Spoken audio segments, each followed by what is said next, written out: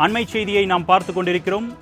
2000 கோடி ரூபாய் மதிப்பிலான போதைப்பொருள் கடத்தல் வழக்கில் ஜாஃபர் சாதிக்கின் சகோதரர் சலீமை விசாரணைக்கு ஆஜராக சம்மன் அனுப்பியிருந்த நிலையில் சென்னை நுங்கம்பாக்கத்தில் அவரிடம் 3 மணி நேரம் விசாரணை நடைபெற்றது. தற்பொழுது அந்த விசாரணையானது நிறைவு பெற்றிருப்பதாக தகவல் கிடைத்திருக்கிறது. அண்மை செய்தியாக பார்த்துக் கொண்டிருக்கிறோம். இது குறித்த கூடுதல் விவரங்களை செய்தியாளர் ராகவேந்தர் வழங்க நாம் கேட்கலாம். வணக்கம் ராகவேந்தர். ஜாஃபர் சாதிக்குடைய சகோதரரிடம் என்னென்ன கோணங்களில் கேள்விகள் எழுப்பப்பட்டிருக்கு குறித்த தகவல் எதுவும் வெளியாயிருக்கா? விவரங்கள். வணக்கம். வெளிநாடுகளுக்கு 2.5 கோடி ரூபாய் போதைப்பொருள் கடத்திய வழக்கில் திமுக முன்னாள் நிர்வாகி ஜாஃபர் சாதிக் கைது செய்யப்பட்டார். இதனை அடுத்து அது தொடர்பாக அந்த சோதனையும் விசாரணையும் தற்போது மத்திய போதைப் பொருள் தடுப்பு பிரிவினர் விசாரணை செய்து வருகின்றனர். இந்த நிலையில் இந்த வழக்கானது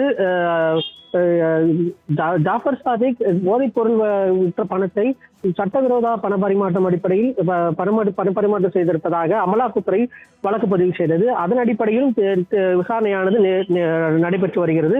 அதன் அடிப்படையில் நேற்று ஜாஃபர் சாதிக்கின் மனைவி அமீனாவிடம் விசாரணையானது நடைபெற்றது. இந்த நிலையில் இந்த விசாரணை தற்போது அவரது சகோதரரான சலீமிடம் அமலாக்கத்துறை அதிகாரிகள் இன்று காலை 11 மணிக்கு ஆஜராக வேண்டும் என்று தெரிவித்தனர். அதன் அடிப்படையில் இன்று 11 மணி 20 நிமிடத்திற்கு சரியாக ஆஜராகினார்.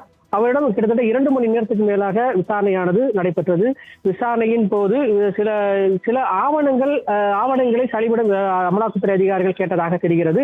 அதனை மீண்டும் அந்த ஆவணங்களை கொண்டு வந்து விசாரணை நடத்தப்படும் என்றும் அமலாக்கத்துறை அதிகாரிகள் தரப்பில் தெரிவிக்கப்பட்டிருக்கு. ஏனென்றால் கேட்ட ஆவணங்கள் தற்போது கொண்டு வரவில்லை என்றும் அதன் அடிப்படையில் மீண்டும் இந்த விசாரணையானது நடத்த இருப்பதாக அமலாக்கத்துறை அதிகாரிகள் தரப்பில் தெரிவிக்கப்பட்டிருக்கு. ஏனென்றால் நேற்று ஜாஃபர் சாதிக்கு மனைவியிடம் மட்டும் கிட்டத்தட்ட 6 மணி நேரம் நடைபெற்ற விசாரணை தற்போது 2 மணி நேரத்தில் இந்த விசாரணையானது ஜாஃபர் சாதிக்கின் சகோதரர் சலீமுடன் நிறைவேற்றுகிறது.